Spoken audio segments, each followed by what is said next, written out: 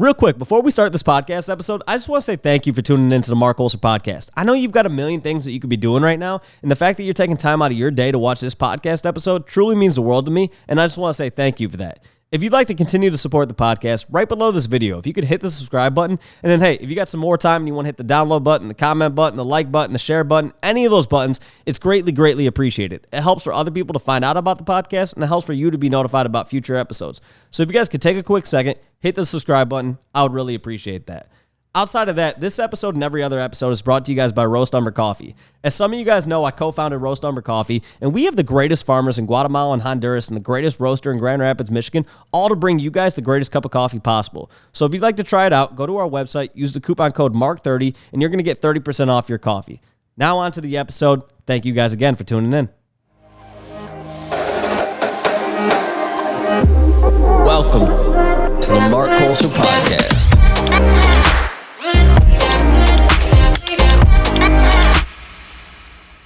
Man, so how's it going, Ian? Welcome to the Marc Colcer podcast. How's LA treating you, man? First trip out here, right? Hey, LA is pretty crazy. Thanks for having me on, by the way. And yeah, I'm from Midwest, so definitely a good change up weather-wise. But yeah, hit up some local bars, kind of got after it with some people we're staying out here, so it's been a good time so far. Has LA been better than you expected it to be? 100%. I thought, like we were talking about, I thought it was going to be like the bougie type of stuff, but everyone's super down to earth. It's like kind of like the vibe that I'm going for. Yeah, man. Plus the beach. It's a good time. It's a good time. Yeah, we were talking about, I don't know if you mind me saying that you're from Wisconsin, but do you mind if I say that? No. Okay. So you're from Wisconsin. We were talking about, you were telling me about Wisconsin. I was telling you a little bit about what it's like living out here. And then we were talking about there's a beer in Wisconsin called Spotted Cow that I've been trying to get for months. So I'm jealous. You got that on tap. And then for me, I just have the sun on tap. We're just constantly sunny and beautiful out here. Yeah, it's like you gotta pick your battles with that. I mean, I'm a huge beer guy, so Spotted Cow. We get enough sunshine. I'll take the Spotted Cow. That's fair. Yeah, I might need to have you send me some of that when you get back home. But all right, man. So to start off, can you tell everyone a little bit about yourself? Yeah, everyone that knows Solar Dex knows me, but face of Solar Dex, co-founder, handle the marketing, been in crypto for about 3 years as an investor the past year or so with Solar Dex as a project leader. There we go. So what were you doing before getting involved with Solar Dex? So before Solar Dex, I was purely just an investor. I knew about the Ethereums, I knew about the Bitcoins, the smaller projects, didn't really know more about that. And so that's when I'm friends with Rich, and he was like telling me all about all these different projects. And I'm like, that's something I kind of want to get into, but I just didn't really have the time. So personal life, I was more sales marketing. And then Rich came to me with this idea for Solar Dex. And I'm like, hey, that's something that I actually want to be a part of. And so now here we are over a year later. There we go. And so Rich is the other co-founder of Solar Dex, correct? Yep. So there's three of us. There's me, Rich, and John. Okay. So Rich is CEO, John is the COO. And how did you guys all get connected? So we've always been like friends. And so I have to give kudos to Richard a lot just because I always say he's the brains of the operations. I'm just the looks. But yeah, he approached both of us. He's like, hey, I got this idea. I want to make sure that I have trustworthy people coming into it. He kind of vetted us out. What's your goals with crypto? What would you want to see in a project? And we all had the same ideas and the same mission for us. So that's when we all came together and really brought it to life. And what was the original idea for Solar Dex? And when did you guys start, I guess, coming up with the idea of it? So Richard, he had this idea in the back of his head. He's been with a bunch of different projects, saw what worked, what didn't work. And the one common theme is like, hey, there's a lot of scams out there. So the main idea for Solar Dex, we didn't know how to do it at first, but we're like, let's do something to try to mitigate scams as much as possible. So Richard's just like, hey, what about liquidity locks? Like, so people can't just get rugged or have all these honeypots and then everyone just loses their money right away. So I'm like, all right, let's run with that. So we actually were able to build an exchange that has those liquidity locks in it. Okay, so can we start off, I guess, like what is Solar Dex? So for somebody who maybe they're watching this and they're not as familiar with Solar Dex, can you just explain what that is? And like, obviously people hear Dex, and if you're somebody who's been in crypto for a long time, like, you know what a Dex is. But for other people, can you explain, I guess, like an overview of what is Solar Dex? Yeah, so Solar Dex, how I would describe it to someone just getting into the space, who hasn't heard of us before, we're a transparent team that brought a decentralized exchange that's for the people and ran by the people too.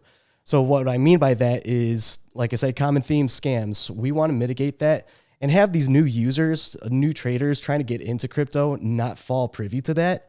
So we have a decentralized exchange, really unique UI where it's going to be really user friendly. That's something we really wanted to bring to the space too, just because you go on say these other exchanges and it gets really complicated, you know?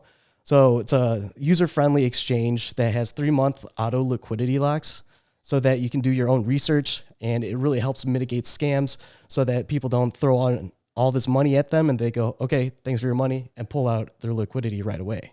So can we talk about the scam? So I think, obviously the primary people that I've had on the podcast previously have been NFT projects, right? So when we think of a scam with an NFT project, we're thinking about somebody who just, they put out an NFT project and then they just up and leave and you never hear from them again. They take all the mint funds and they just up and dip, right? So when we talk about a scam in the decentralized exchange world, you're talking about a situation where essentially somebody would launch an ICO of some cryptocurrency coin, and then they would take that, essentially the liquidity that they put into the liquidity pool, and they would just up and leave with that. Is that what you would say are the scams you're talking about? 100%. Yeah, it's pretty similar to the NFT scams too. It's just everyone goes, hey, we got this great project. They get a lot of people invested into it, get all the funds in there. As soon as the ICO happens, they just take all those funds and leave. And it's just like, you can't be doing that.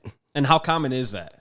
I would say it's pretty common. If I had to give a statistic, it would be like shooting blanks in the dark. Yeah, I won't hold you to a statistic on that. But yeah, it's definitely something where I feel like there's, especially during the bull market, like you always hear about these random shit coins, and then like I feel like it's like you just, after a month or so, it's like, oh, like you never hear about that again, right? And every once in a while, there's one that like really does something, turns into something, and those are the ones where it's like, damn, wish I was in that from the beginning. Right. But for the most part, it feels like you hear about this coin, and then, a month or two later, it's like you check in with somebody, you're like, hey, like, how's that coin doing? And they're like, oh, dude, that coin went to zero. Yep. And in those situations, you're saying a lot of those are usually just rugs where the team just like essentially builds up some hype for it, and then people start investing their money, and then they take their money and they up and dip. Exactly. So it's kind of that, and there's always those situations where it's like they're a month in, and then all of a sudden the project leaders are just like, F it, I don't want to do it anymore, and they just take everything out of the liquidity. And so that's another thing that we're trying to not have happen anymore, where if someone's like, okay, I don't want to do this project anymore, you're going to have those signs where he's like, all right, well, he's not being very transparent anymore. He's not very communicative with the community, seeing the vision or anything. Like, no one believes in this anymore.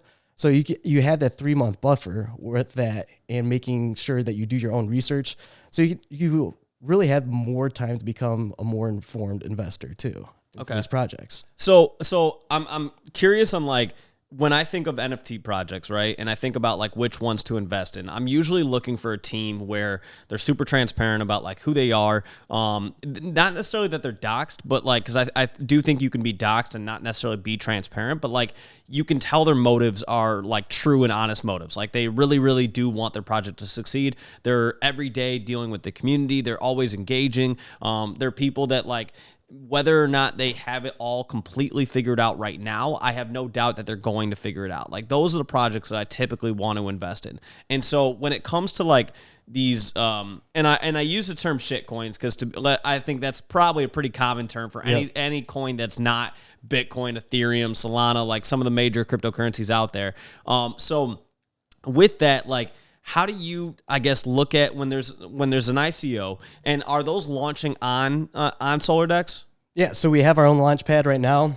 Right now in this kind of market, no one's really launching anything. So I'd say this to everyone, it's a building period. So we're looking to build and really fine tune. We're going through a revamp and everything. But yep, we have our own launch pad with projects that we want to partner with. We can launch their own tokens, have that ICO on our platform too. And how, I guess, I know you said that before we started the podcast that you guys officially launched your platform in July, right? Correct. Okay, so at that time, I know obviously the market had already taken a slight downturn, but how many ICOs were you guys doing at the time? Like, what is common? So once we had our launch pad up, we were going to do one. It's called Blockbrain. We're going to launch that one. Everything's kind of on hold right now. So what we're doing is really reaching out to projects, having projects reach out to us, and then same thing, we always say we're investors first and project leaders afterwards. So we're trying to provide these projects that investors really want to see. and that what we believe in, because we want not just quantity, but we want quality with it too. So when we vet a project, we're really looking at like, hey, what's your mission vision? Does it align with ours? Is like the timelines, are you going to hold yourself to that? Is this a longevity project? What is going to go into this? So if we're looking to launch a project like that, we're really vetting them out just because we have a really strong community, the Solar Fam. It's the best community out there. But with that, we want to make sure that we're going to do right by them. So we're always thinking about our community first. What's going to be the best thing that we can provide for them, and how transparent can we be with it, because that project's being transparent with us. So we're really vetting these projects, making sure that when we launch a project, it's going to be there for the longevity of that project and really make waves in the crypto space. So is every project that comes onto your platform and they do their ICO with you guys, are they all completely like docs to you guys? Yes. So that's one thing that we want to do. We want to do KYCs with those projects. Okay, yeah. Because that's always something to me, like the whole doxed aspect of things has always been really interesting, because I feel like when I first got into NFTs, which was about a year ago, pretty much nobody was doxed at that time. Like, you literally knew nothing about any founder who came on, like literally nothing. And it always made me nervous, because I was like, dude, if I know literally nothing about you, then like there's pretty much no repercussion if you just up and dip. And so now the term docs has always been interesting, because some people will say, oh, well, like they showed me their ID, or like, and I'm always like, okay, but technically there are ways that you could get around that. Like, to me, I want to know, I fully look at it as doxed if I'm like, I've sat down with that person, I've had conversation with that person, and I understand it's not always easy to sit down with somebody and get together, but I always feel like the true vetting of that should be almost where, and I know like we can't completely do this, because like obviously there's always a chance somebody comes on my podcast and rugs, right? Like there's always a chance something like that happens. Right. But I always look at it of like, if they're willing to fly out to LA, put the time in to like sit down with me and have a conversation, like you're not likely to rug if you're going to literally fly out to LA and do that. Now, that's why I've always said I'm not going to do podcasts via Zoom and stuff like that, because I'm like, there's a higher chance then that like somebody I have on just basically like utilizes the podcast as a way to get attention to their project, and then if they rug, like that's a bad look for me, right? So I guess like, do you guys have stringent policies on how you guys consider a project docs to you, and is that policy kind of ever changing to make sure that you guys are doing as much as you can to provide security for for your community members? So I'd say the principle behind our standards won't change, but how we're doing it is pretty flexible. Like if someone doesn't want to dox themselves, we have to dig into why you don't want to dox yourselves to us, because we're not going to release your information unless if it's already public and everything like that. But doxing is such a weird and kind of like a controversial thing, because a lot of folks, like, we're not fully doxed to our community just because we're fully doxed to one of our partner firms, that if we do anything that's not in the vision of Solar Dex and not for the best interest of our community, that's when they're going to release our information, because that's how we keep ourselves accountable. Yeah. The reason why we don't come publicly with a fully doxed names and everything is because the crypto space is kind of like the wild, wild west. It's like we've had some projects that we've reached out to and all that, and some of our friends that are project leaders are like, dude, you'll hear horror stories with people like that gave out their full names. There's people that find their addresses, send them stuff like, hey, if you don't do this, like, we're going to come for you. So there's a little bit of security behind it too, of going like, my first name, my face, I'm publicly known, but I'm going to keep my full information on hand and keep ourselves accountable, just because there are some crazies out there that you have to be out on the lookout for. Yeah, no, and I think that makes sense, because there are definitely, like, especially when it comes to exchanges, there's always people who over leverage themselves on things like this, and so they're looking for somebody to be mad at when if that backfires on them. So yep. I totally understand that. But so you mentioned the community a few times. So when I think of like a community, once again, I think of NFT projects and the people who hold those NFTs, right? So what would you say is like the Solar Dex community? Because I know you guys do have the Solar Sentries, and we'll get into that in a second as your NFT project. But like before Solar Sentries, like who were your community members, and like how does the community develop for a Dex? So it's kind of crazy seeing everything built from the ground up. Like on Twitter, we have like 60,000 followers. Telegram, we have like 18,000 active members. Discord, we have about 10,000. So the true believers, the ones that have been day ones, the community members in that sense, where half of them were the fudders. I know we were talking about this, and this is some of the best stories that we like to share with some of our partners, but we had some people that would join our community, like they're probably a scam if they're saying they're trying to fight scams. Like if you list every reason A through Z, they're going to find that and pick you apart. So what we did with a lot of our community is, hey, hop on the Zoom call, get your questions out. We'll let you know that we're real people. You can see our face. And so in the beginning, that was huge because everyone that was fighting super hard, they hopped into that.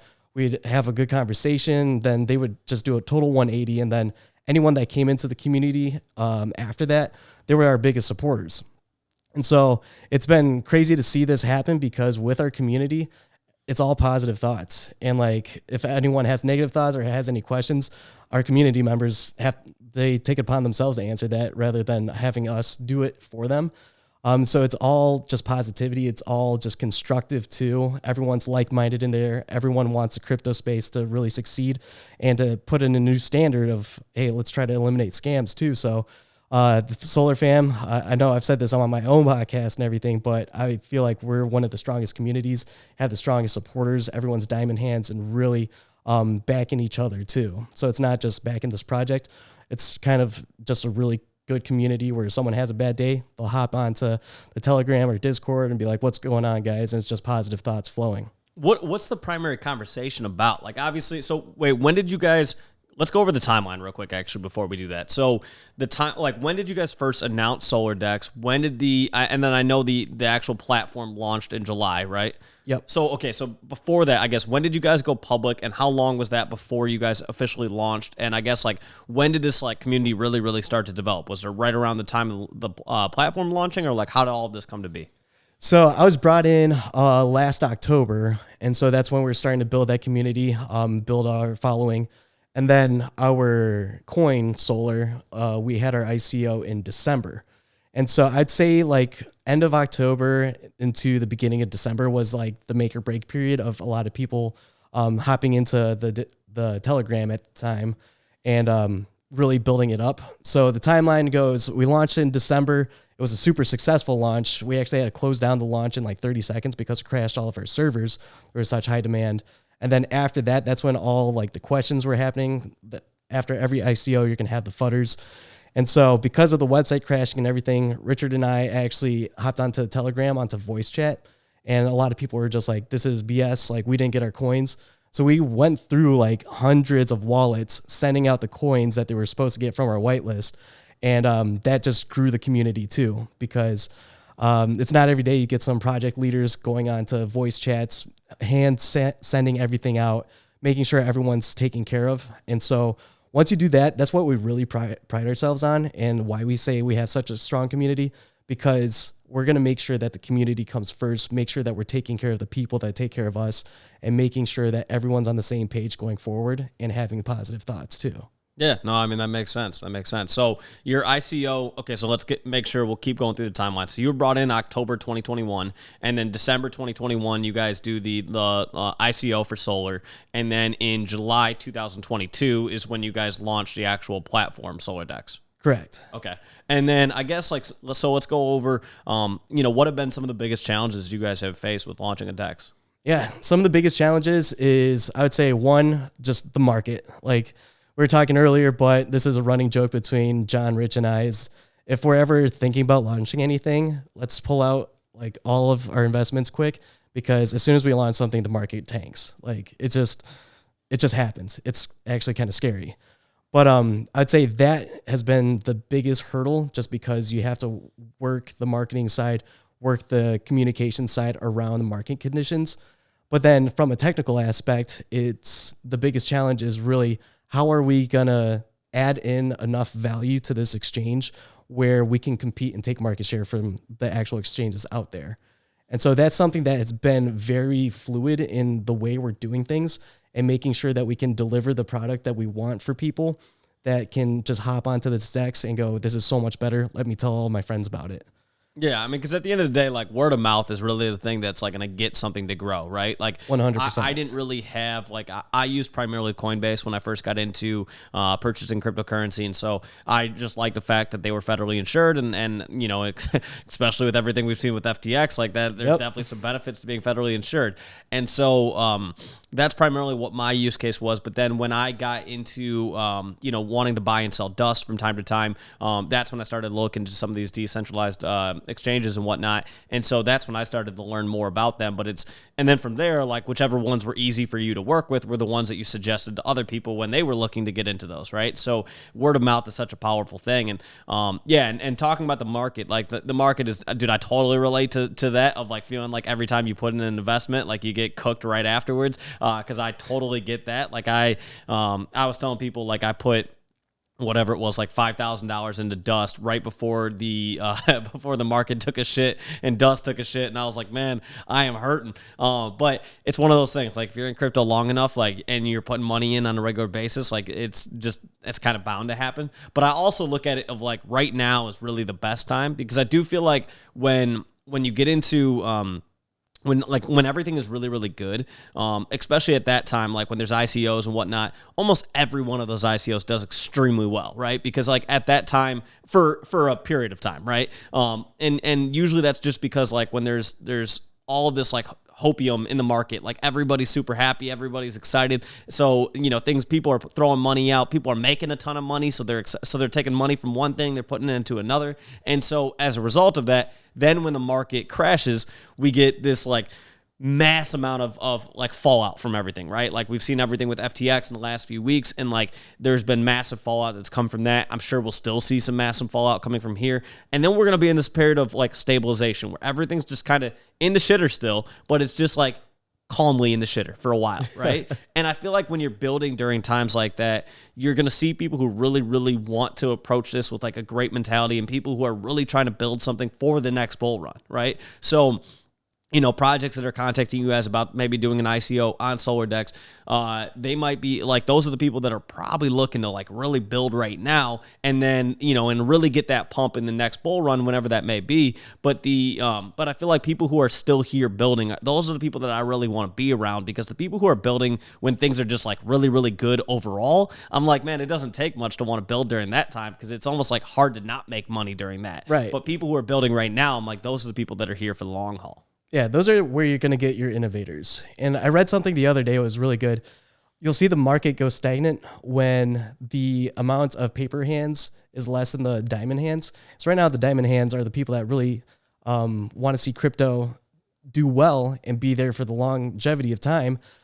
So they're just accumulating all this right now. And so as soon as that amount of people are outnumbering the ones that are just looking for that quick buck, get into these ICOs and then sell off right away, that's when you're going to see that market really stabilize. And then once these builders come out with these new innovative projects and they launch, that's when you're going to see everything starting to go up again. And that's where, like you said, anyone could probably launch something, make some money, but you're going to see those really big projects that took this time to build and really innovate their space. That's when you're going to see a lot more towards the community. Yeah, 100%. So, okay, so can you talk about, you had mentioned previously to me that the mission and vision for Solar Dex is something that's super important to you guys. So what is the mission and vision for Solar Dex? So the mission is to provide a user-friendly platform to help eliminate scams within the crypto space. Our vision is to create a solar standard, to have that be really uniform across all exchanges. Because right now, if you go up to any decentralized exchange, even any centralized exchange, and ask them, why don't you lock your liquidity? They're going to be, I don't know. They just haven't done it. And the reason why is because there's a lot of money that they make on exchange fees. Whether it's for scams, they get all of this money in a lump sum and then they sell out. They're getting exchange fees on all of that.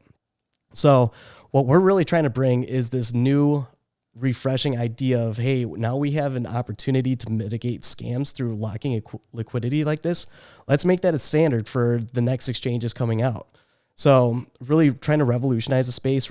Our main goal is to keep it transparent, keep it user-friendly, and keep it legitimate so that you're not in the wild, wild west anymore. There's actually a sheriff in town making sure things can go smoothly too. Yeah. No, I really respect that because I feel like, my biggest thing for every time there's a scam in the NFT space or in the crypto space, there's always going to be people who just leave the space and never come back, right? Like, because, I feel like sometimes we forget there's people who have like real money in this shit. Like, even as much as like I've been joking about like FTX, I think everybody's made jokes about Sam Bankman in the last month or so, but yet there's people who lost life-changing amounts of money. And so it's like, on one hand, it's easy to make fun of Sam and like make jokes and whatnot about the situation. On the other hand, it's like there are people who lost a lot of money who don't find this situation remotely funny, right? So when it comes to ICOs, when it comes to NFT projects, I've been rugged myself plenty of times, right? And so with that, anytime anybody's trying to bring more transparency and trying to decrease the odds of you getting rugged, because there's 0% chance that you'll ever be able to prevent every rug. Right. It's just not possible. You're always going to have rugs. But if we can do things to help increase the transparency and increase the likelihood that projects don't rug, that's what I'm excited about. That's what I liked about what you guys had to say.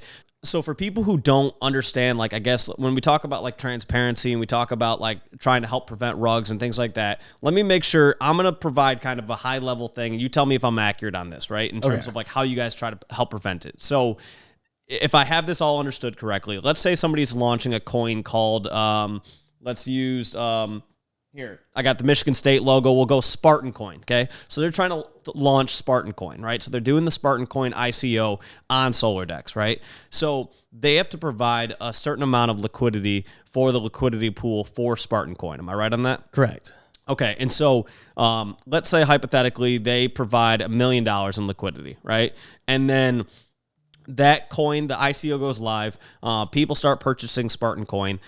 What you're saying is where the rug would come in is essentially they would take their liquidity out of that and take their supply or whatever they have of Spartan Coin and just up and dip. Am I right on that? Correct. Yes. Okay. And so you guys prevent that by doing a liquidity lock for 3 months, you said? Correct. Okay, so for 3 months, basically, they cannot do that. So during that time, from ICO launch date to 3 months out, they cannot remove their liquidity. Similar to if a NFT project, they launch on Magic Eden, I think they have a week liquidity lock on there, I believe, unless that policy has changed. Yeah, I think it's for the escrow of it. Yep. Yeah. Okay. So essentially, you guys have a liquidity lock for 3 months on that. And so somebody at that point could buy and sell Spartan Coin and not necessarily have to worry if there's enough liquidity in the supply or in the supply for Spartan Coin. Am I right on that? Correct. Yeah. So the biggest thing about it is we always say this, we're not saying this is the holy grail of stopping every scam out there.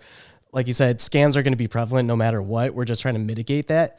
So the point of the 3 month liquidity lock is it gives the investors enough time to do their own research, vet the project themselves, and make sure that this is something they want to stick with. Or if they go, I don't have a good feeling about this, they can pull out their money too. So it gives the investors enough time where the project leaders can't just take all their money and run. It gives them enough time to actually look into them, make sure that this is a project they want to be involved with the community. Or if hey, this was a good opportunity to get in, get out, I'm going to get out and just let the project be. So what does Solar Dex do then, I guess, to so once again, let's say Spartan Coin is this thing on there, right? So what do you guys do to help your community members learn more about Spartan Coin? Or do you guys essentially, your way of helping your community members is by doing the liquidity locks and then you guys kind of separate yourself from Spartan Coin in that instance? Or what kind of relationship would you guys have with the Spartan Coin contacts you guys, says, hey, we want to do an ICO with Solar Dex. What is your relationship like with Spartan Coin after that launch? Are you guys helping your community members get to know them more? Or I guess, how does all of that work? Yeah, so I would say it's more of the availability of information to our community. So once we decide, hey, we're going to partner with this project, we're going to do an ICO for this project, this is a good opportunity, everything in line with the actual values we want to see. What we do is, hey, we have this project. You guys, we're partnering with them. We're going to launch them. Check it out. And so we have our own podcast too, where we're going to have the project leaders on there, kind of give more information about them. So it's more availability to information because we want to keep it decentralized. We don't want to, hey, we like this project better than this project, invest into this project more. We want to be hey, we have a project. They're really good. Check them out. Yeah, I mean, and I look at my content in the same way because when somebody comes onto my podcast, I don't look at it as like this is me endorsing them because in reality, like that's not my job. My job is to ask questions in order to get answers from whoever's coming onto my podcast, and for somebody who's watching this to be like, okay, hey, I really like his answer, or hey, I think his answer sucked. Like that's really what I'm trying to do is help people kind of ask the questions that they would want to ask, but they just may not have the ability to ask that, right? And so then from there, they judge whether they're a big fan of that answer or whatnot. Maybe they reach out to that person afterwards and they have even more questions, and that person helps answer some of those questions. Like, all I'm trying to do is get the conversation going, and then from there, people have to make their own educated decisions because, yeah, I don't want to be...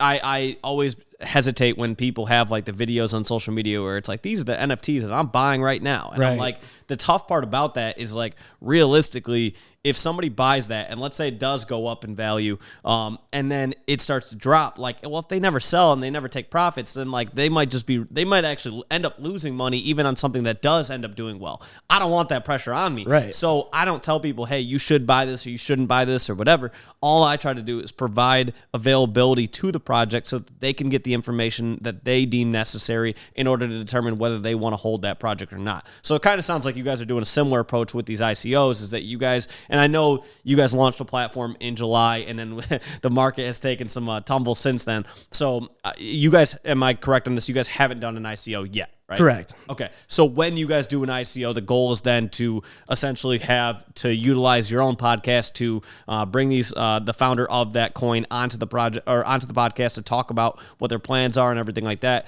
to help increase the level of transparency between your community members and the founders of these coins. Exactly. Like, it would be a disservice if we went on to the podcast, like grilled a project with all these loaded questions. So what our main goal to have happen is really have all the information in front of someone, have it from the project leaders themselves, have them really sell their own project to people about what their vision is for the future, making sure that they can get any big points that they don't have on their website, or like if it's way too long in their white paper or anything like that, they can say those main points and then we can build off of that. So we want to make sure we can do that introduction. We can help these projects get off the ground, but then it's up to them to, hey, we're going to take over with our own community. We'll keep in close contact and make sure that everything's running smoothly too. It's not like a handshake and then goodbye, but we want to make sure that we're doing right by our community too, going, hey, this is what we've got. You should check them out. They're good guys. Yeah, no, that makes sense. And so what conversations have you guys had internally about like everything with FTX in the last like month or so? I feel like obviously one of the downsides of that is it makes the whole cryptocurrency world, like it makes us look like shit, right? Like if we're being completely honest. And so with that, like I think it's really, really important to have conversation about how we can be more transparent and how we can make sure that like this sort of shit never happens to us, right? And so what kind of conversations have you guys had in terms of like what can you do to bring more trust between your project and your holders and your community members and whatnot? Have you guys had conversations like that in the last month or so, especially after everything with FTX? Yeah, because it's kind of crazy in crypto, where the saying any publicity is good publicity. That's not the case with crypto, because it's like a domino effect. One bad thing happens, then everyone just starts shitting on crypto, going, it's dead, it's dead. I don't like, if you look online, like every article is like crypto's dying. And it's like, no, if you look at the stock market, it's pretty congruent with each other. So no, it's just everything's in the shitter right now. You guys need to calm down. Yeah. But internally we were talking about it. We're like, so like, we got to try to avoid bad publicity. Like if someone's going to FUD, like we'll address it. But like, if it's like just crypto as a whole, we got to try to avoid that. So that's where I like to coin this term, the solar standard. We're talking about how can we create another solar standard? How can we make sure that we have the trust with the community, make sure that like, hey, this is going to be the way it should be going or should be done going forward. So what can we provide in that? And so we've had a lot of talks about, hey, maybe we should look at branching out to other networks too.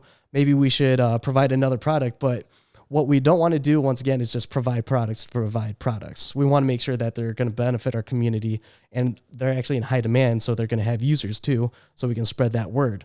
So we've been more continuous improvement onto our product, whether we want to add like a KYC badge of a project that's fully doxed with us, but doesn't want to dox himself publicly, a longevity rating where it's like, hey, 1 out of 10, where do we see this this project going in the future? Is it going to be here for 2 years, 3 years, 5 years? What kind of product are they actually building too? And what can they provide for our community?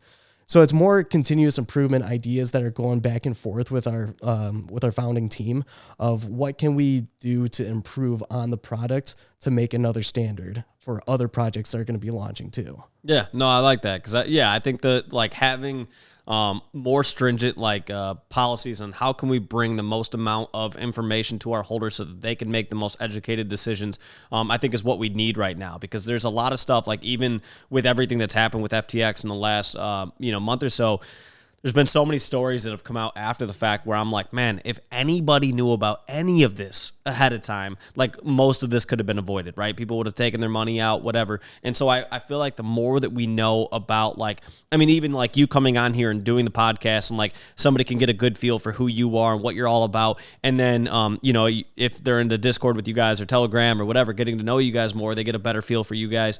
And then let's say the next episode we do with you guys, Richard comes on and it's a different perspective, but it's the same project. I feel like people learn a lot about that or learn a lot through that, and they develop more trust through that. And that's what we need right now, because the biggest issue we have right now is that whenever there's a major company like FTX, if you told any of us a year ago that like FTX would be bankrupt, we'd be like, there's no fucking shot. Right, dude? And so that's kind of the crazy aspect of all of this, is that these things happen. And unfortunately, FTX will not be the last company that this happens to. Like, it's going to happen again. But the way that we have to try to prevent it is by making sure that we're doing everything in our power to run our businesses in the most, the highest standard possible, the solar standard, right? Like making sure we're running things the right way, and then making sure that we're doing whatever we can to help provide whoever our community members are, provide them with the most amount of information possible so they can make the most educated decisions for themselves to help like prevent anything negative from happening to them.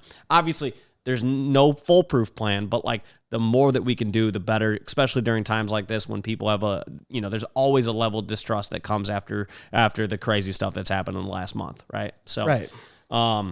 But yeah, so next up, let's talk about Solar Sentries. So you guys have your own NFT project, Solar Sentries. What was the idea behind Solar Sentries? And kind of give me a timeline of like, when did you guys come up with that? When did it launch? All of that. Yeah, so Solar Sentries was purely by popular demand through the community. Like I said, we always take what the community wants, and then if there's enough ideas or enough demand for it, we want to make sure that we can provide that to the community. Now, I said it before, but like I said, we're running this project as investors rather than founders. We want to make sure that what we like is an investor mindset, and we can provide that. So that's where Solar Sentries really stem from. Everyone kept asking like, hey, NFTs are growing, NFTs are getting big.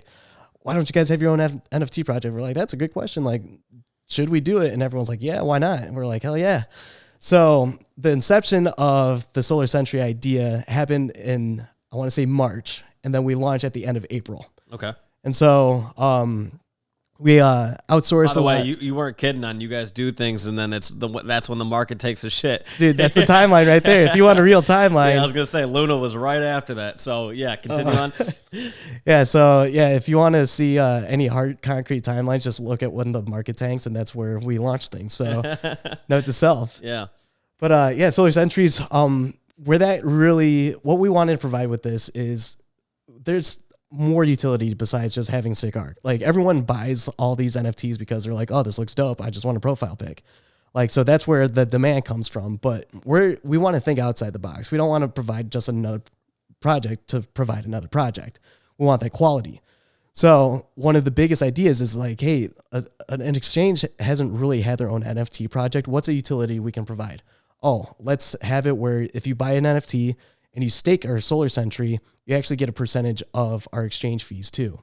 So I believe we allocated about 37.5% of our exchange fees for our Solar Sentry holders. And so there's 5 rarity tiers where based on the tier that you have is the percentage that you get of that certain allocation. And so we just came out with our staking platform. It's finally live, where you can actually, if you have Solar Sentry, stake that, and you get those exchange fees at the end of each month too. So we really wanted to provide something new and innovative to the space where we can really bridge like the crypto utility with real world utility, especially as soon as the market started crashing. We're like, okay, let's, everyone wants to make money. They want to have that residual income, so to speak. So yeah, let's provide them a platform where you can have residual income just by staking an NFT project. And so that really created a high demand of the Solar Sentries just because everyone wants a little piece of the pie. And how has it gone since mint? Give me some of the challenges you guys have had, some of the positives you guys have had. But yeah, what has it been like since you guys minted? Yeah, so since mint, it's been very challenging, not just because of the market, but because of things that I hate saying out of our control, but they truly were, with the rarities being all messed up. Anyone that's followed Solar Sentries from the start knows exactly what I'm talking about, but I always like to be more solution-minded than problem-minded, so a lot of learning opportunities. Biggest one is, hey, there's a lot of collateral damage between everything that went wrong. How do we recoup that and gain that trust back? Because it seemed like we took one step forward, but two steps back as soon as something like this happens. If you're going to do something right, you have to do it the first time in crypto, because as soon as something bad happens, it's like, oh, do we really believe in this project still? So one of the biggest things with the rarity tiers coming up, everyone thought they were getting a certain tier, but the way that it was like coded and all that, we had a third-party developer do all this, but they put the wrong tiers where they should be. So everything should have been flipped around. The only thing that was really accurate was the champion.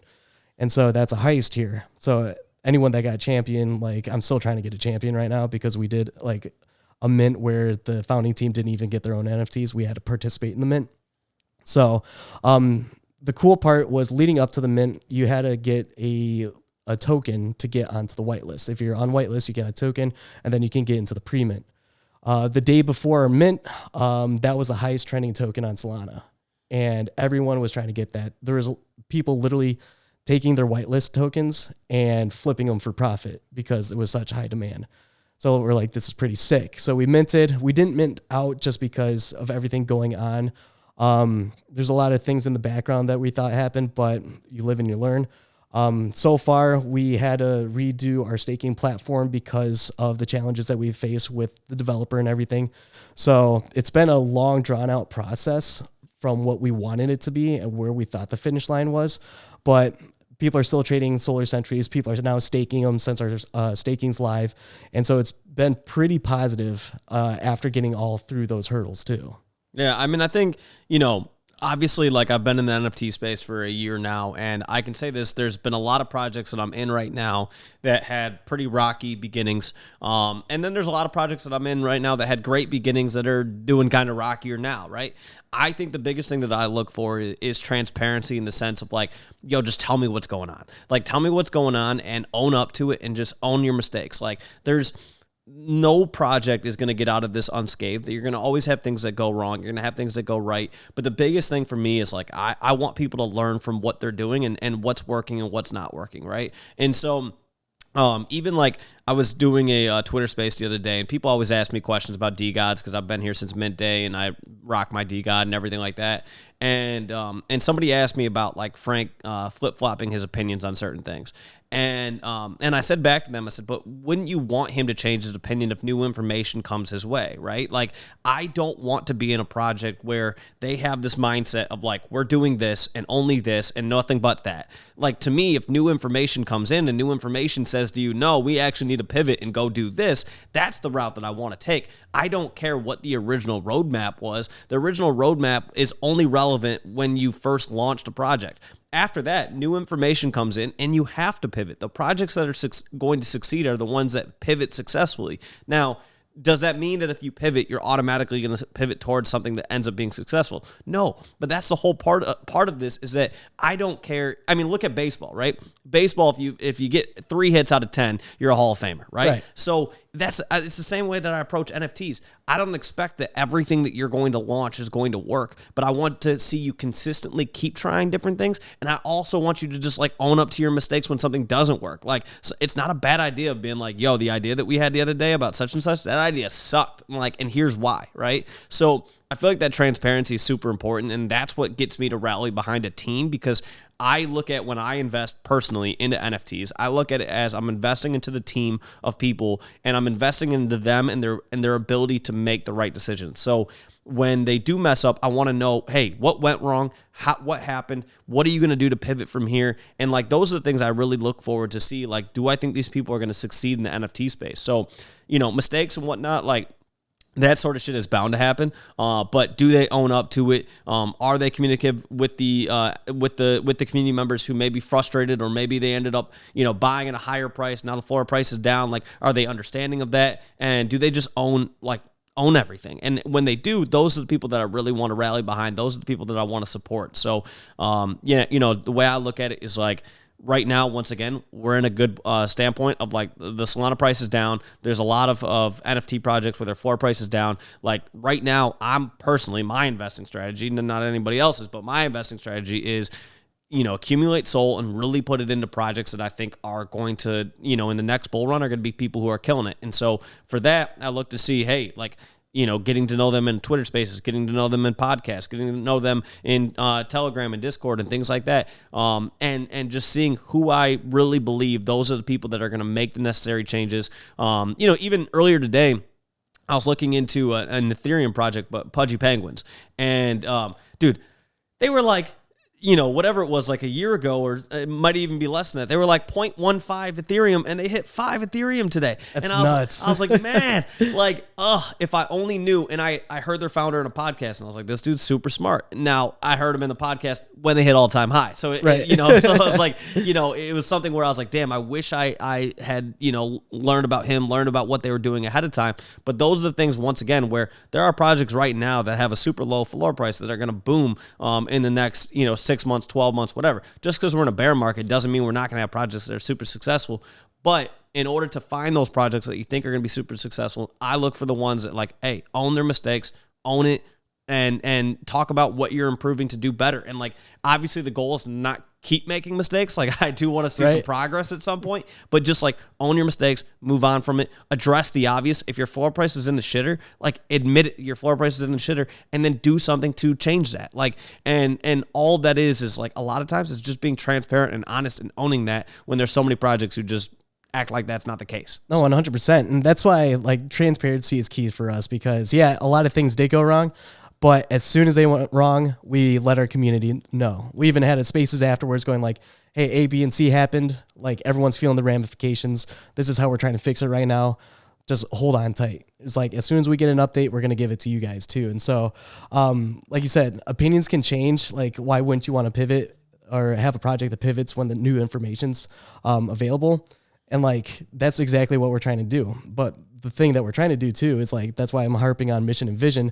We don't want to stray from that, because that's an underlying, like, hey, we're in this project because they want security for crypto. They want to be transparent and have a user-friendly platform. So that being our mission and vision, like, that's what we want to stay the same. But you're right. Like, as soon as new information's popping up, or like, hey, market conditions change in a certain way, or the demand for another project or product for the project comes up too, that's when, like, hey, we gotta roll with the punches. This is taking priority.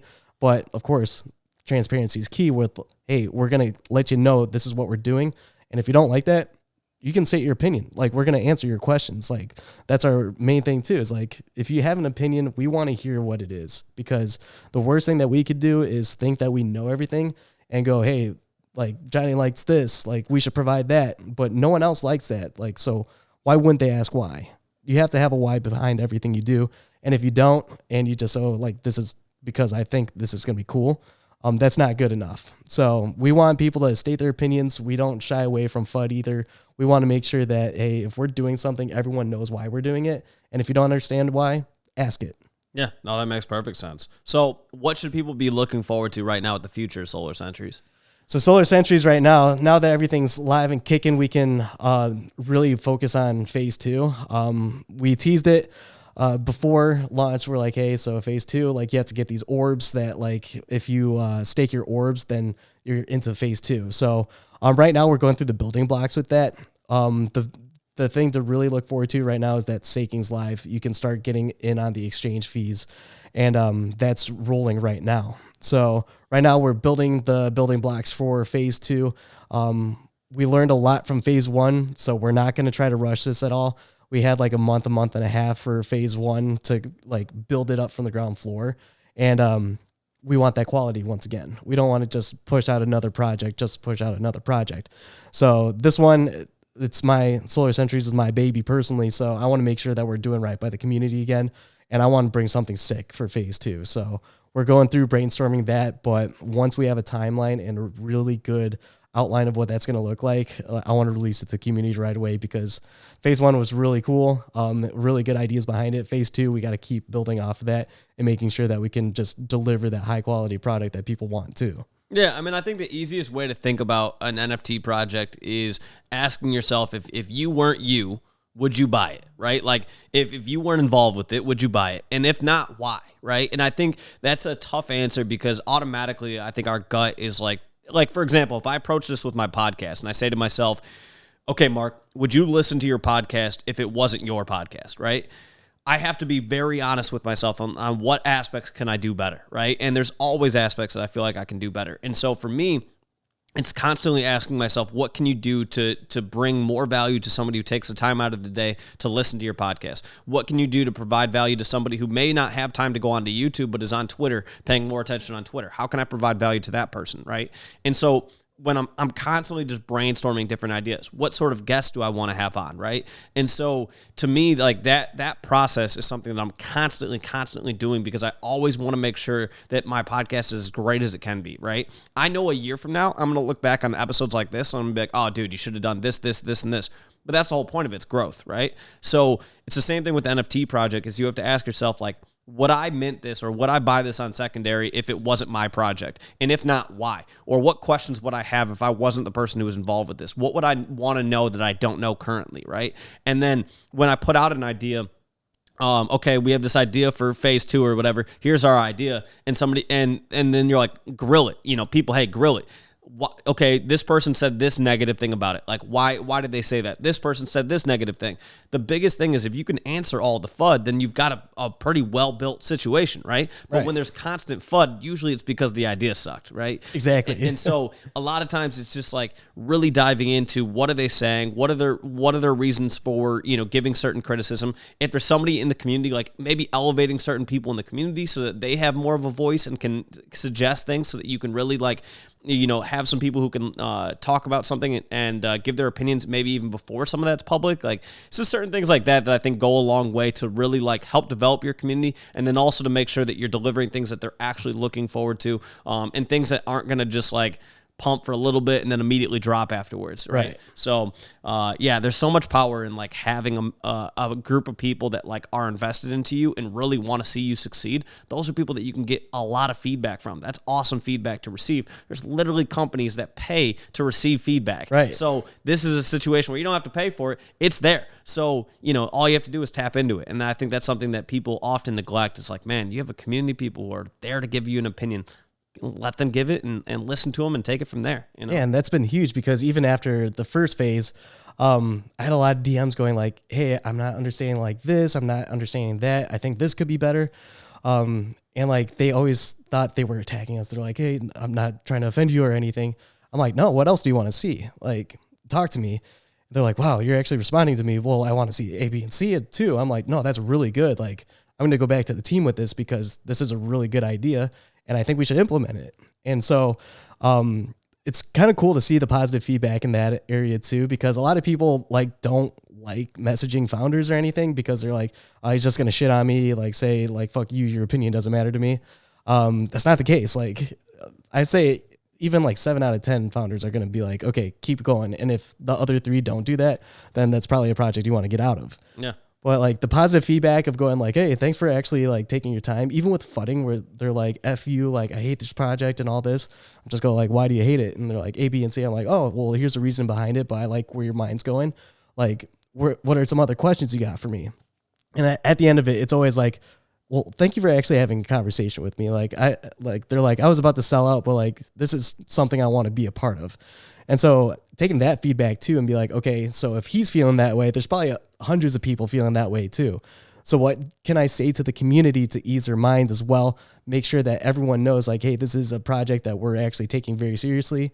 And what can we implement to make sure that everyone's on the same page for everything? So taking that feedback, having that transparency and making sure that like, hey, like you said, like you're just not like, hey, this is something I like, so I'm going to just release something like that, by actually having a longevity project. That's like the main goal for everything we do too. Yeah, and I think, DGods too at the beginning, like we had a lot of people that were fudders of DGods who ended up becoming community leaders in the project, because those were people that DGods ended up making mods and things like that, because they basically listened to their feedback and made changes based off of it. So, I feel like a lot of times, like to me, it's like when somebody's a fudder or whatever, I'm like, dude, it's because they care. Like, and when you have somebody who cares, like that's a powerful thing. And so there's so many people who don't give a shit. So I'm always there for the people who give a shit. So even if somebody, isn't a fan of this or that or whatever, it's like, okay, have a conversation with them, find out why they don't like that aspect of things, listen to them. And like, once again, the reason why they're giving that feedback is because they care. That's a powerful thing. So if you can bottle up the care that they have and put that into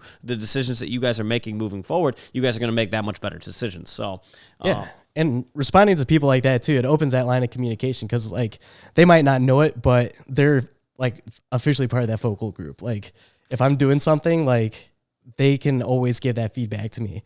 So even responding, creating that open line of communication, like you're just creating this little cesspool of people that are going to give you like unfiltered opinions back. So you're creating your own focus groups in that sense too, with that communication and making sure that you can apply that. So you're not just putting out this weird project that no one understands. Like everyone is going to give you their opinion, and then that's how you can market it and make sure that you're doing right by the community too. 100%. So, okay. So getting back into Solar Dex, I know that you had told me that you guys are looking to have more like people that you guys are looking to partner with in 2023. So is that from an ICO standpoint, or are you guys looking to expand onto other blockchains, or what, I guess, are you guys looking to partner with getting into 2023? So short answer, yes. Yes, not at all. But I'll take it piece by piece. So the projects that we want to partner with are people for ICO. So we want to make sure that if you have this good project, you can bring it to us. If we believe in it, if you're doing all the right things, then we want to help you succeed too. It's teamwork makes the dream work. We want to make sure that if you're going to be our partner, you're going to be a part of our team too. And if we want to succeed, we're going to help you succeed. So for our ICOs, we really want projects that we can see a vision with. We can see a plan for the future. We want that innovative projects where we can actually help market you, help you create a pool for your goals and accomplish those goals too. So we're having a lot of conversations with a lot of different smaller projects. Everyone, like I said, is in this building stage.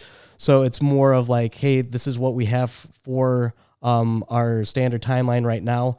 When would be a good time to launch? And we're like, not right now, because like there's only been like 3 projects on Solana that have actually launched and succeeded.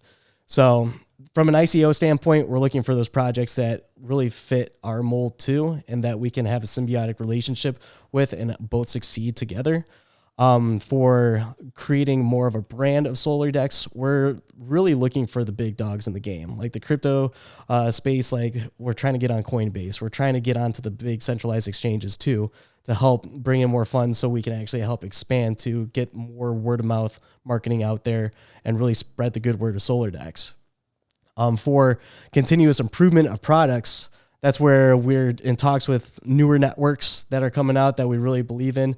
We're not going to say any names right now just because those are still in the works, but really creating a new, refreshing first mover advantage for the community too. Just because Solana right now, a lot of people know it, but I'm just going to say it. It's more of an NFT chain now. Not a lot of people are trading on Solana, and a lot of people are seeing the ramifications of that too. So one big piece of advice that we got, or more constructive criticism from our community, is, hey, like Solana, it's good for NFTs, but like you're a DeFi exchange. Like, where can I trade? So we're like, okay, what do you want to see? They're like, well, here's some good chains coming up. I think this one might be promising. So we're taking all this feedback and reaching out to all these new networks and everything, and we're trying to see which network's going to be the next big thing. and where is there opportunity to absorb more communities from the Ethereum blockchain, from the Binance blockchain, from Solana blockchain, with all these like-minded people. How can we market them to get onto this new network and have just this new network boom because everyone believes in it? So like I said, the answer to your question is yes, all the above. We're looking for projects to partner with ICOs, projects that we're reaching out to help spread the word at Solar Dex, but also continuous improvement on products that we're bringing out too, whether it's new blockchains or just a new innovative idea that we can make a reality. There we go. There we go. And so, yeah, I mean, I'll give you one last opportunity to drop some alpha. I know you just dropped a lot right there, but is there anything that you would like to speak either to your community members from Solar Centuries or community members for Solar Dex, or just in general to somebody who's a prospective buyer into Solar Centuries or somebody who's looking to start using Solar Dex? Is there any alpha you'd like to drop for these people or anything you'd like to say to them directly about what they can look forward to in the future, Solar Dex in early 2023? Yeah, I mean, for the future of Solar Dex, you've already heard it from me on here. The real big alphas I want to do is say thank you to the community. I mean, the community, like I said, Solar Fam's the strongest fam out there. And it's just because of the transparency. If something's up on the horizon, check our socials. It's going to be on there too. So just thank you to the community for all the believers that believe in us. We want to say thank you. You're making dreams come true, not just for us, but for other people too.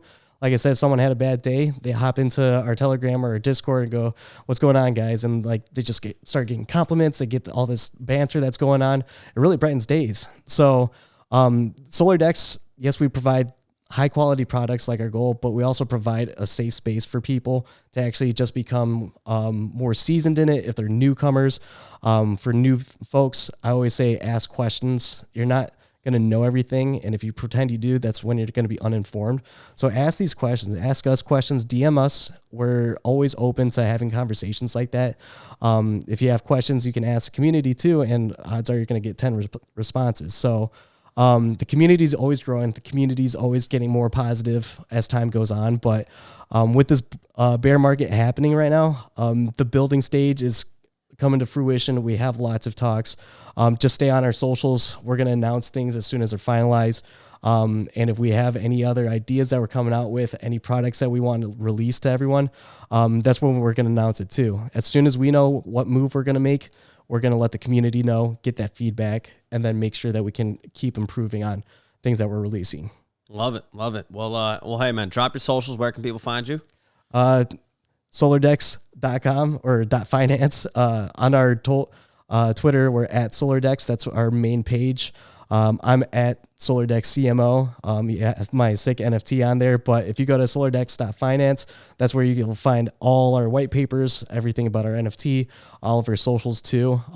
So that's where you can find us. There we go. Well, hey, man, I enjoyed this. I'm looking forward to seeing what the future Solar Dex is and seeing how you guys expand from here. And yeah, and looking into more of those ICOs as they start coming up in 2023 as the market starts to stabilize a little bit. So, but yeah, man, I've enjoyed this, and yeah, looking forward to future conversations. So, hell yeah, man, I appreciate you having me too. This was a lot of fun. We'll have a part 2 coming here as soon as more things start happening with this market. So I appreciate you having me come out. I love LA. It's going to be a fun night tonight. Yeah. No, it'd be fun to see, if you guys have an ICO at some point in 2023, it'd be cool to, figure out some way to do a collaboration there of either having you guys come on to talk about what that ICO is or having the founding team for that coin come on, something like that. It'd be cool, a crossover. So, but yeah, man, either way, enjoyed this. Enjoy LA. I know it's your first time out here, so enjoy it out here. Have some fun, and we'll talk to everybody soon. Sounds good. Appreciate it, Mark. No problem. See you guys. See ya.